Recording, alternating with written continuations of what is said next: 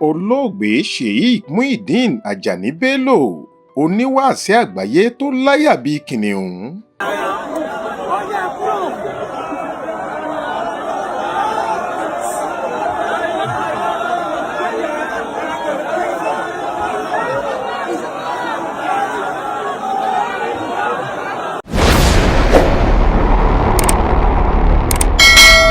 Nígbà tí òkìkí ikú ògbóǹtarìgì aṣáájú ẹ̀sìn mùsùlùmí nì Sheikh Muyideen Ajani Bello gorí afẹ́fẹ́ láàárọ̀ ọjọ́ ẹtì Friday ọjọ́ kẹfà oṣù kejìlá ọdún 2024 yìí bó ṣe ń ya ọ̀pọ̀ èèyàn lẹ́nu bẹ́ẹ̀ lọ̀pọ̀ ń mí àmì kanlẹ̀ pé ọkùnrin tó fi gbogbo ayé rẹ̀ jà fitafita fún ìtẹ̀síwájú ẹ̀sìn Islam tí ìwàásù rẹ̀ sì máa ń dàbí pàṣán láti tọ́ tolórí tẹlẹ́mù sọ́nà àti láti bá àwọn aṣèbàjẹ́ láwùjọ wí ló lọ wẹ́rẹ́ yìí.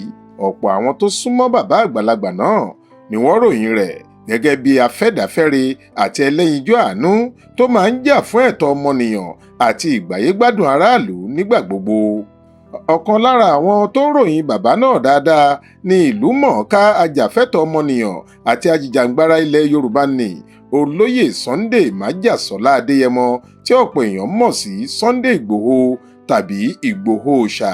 Ọlọ́run ọba tó láyé tó lọ́run kó bá mi tẹ́ bàbá mi Muyideen Ajani Bello sáfẹ́fẹ́ rere kó ṣàforíjì fún wọn kó pa àṣìṣe wọn rẹ́. Ọjọ́ Friday tí bàbá kú fi hàn pé ẹni Ọlọ́run dáadáa ni bàbá Muyideen Bello. Ọdún 1940 ni wọ́n bí olóògbé yìí sílùú Ìbàdàn ní ìpínlẹ̀ Ọ̀yọ́. Alhaji Bello Ajani àti Alhaja Ubaidat Bello ni àwọn òbí rẹ̀. Ó lọ iléèwé alákọ̀ọ́bẹ̀rẹ̀ ní IDC Primary School nílùú Ìbàdàn ó sì kàwé jáde níléèwé girama.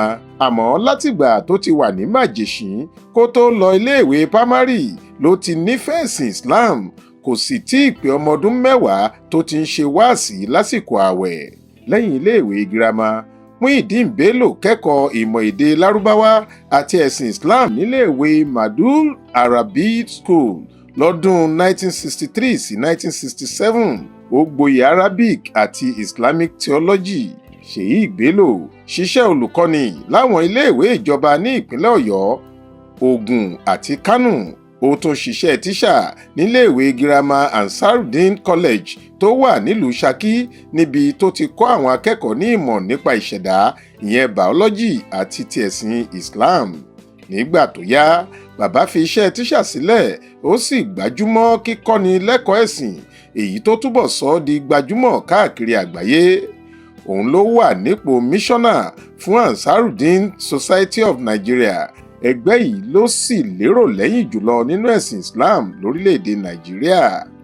Gẹ́gẹ́ bí ọ̀pọ̀ àwọn olólùfẹ́ bàbá àgbàlagbà náà ṣe wí, ohun tó fà wọ́n mọ́ra tó sì dùn mọ́ wọn jù ní ti ọkàn akin àti òótọ́ inú tí olóògbé Muyideen Ajani Bello fi ń ṣe wáàsí rẹ̀. Wọ́n ní ẹ̀kọ́ rẹ̀ máa ń yéni ó sì máa ń sojú abẹ níkò síbẹ̀ kì í ṣe ti ọlọ́rọ̀ wótòwórò lásán. Ìta fàájì kí àwọn mọ̀lẹ́bí àti gbogbo mùsùlùmí kó ara fẹ́ra ku ẹni wọn yìí o. Faith Adébọ́lá ló ń jábọ̀ ìròyìn fún Ìta Fàájì. Season of love, of joy and of celebration from all of us in Ìta Fàájì. We are wishing you all Merry Christmas and Happy New Year in advance. Make sure you follow us on our social media handles as displayed on the screen below for more updates from us. Bye.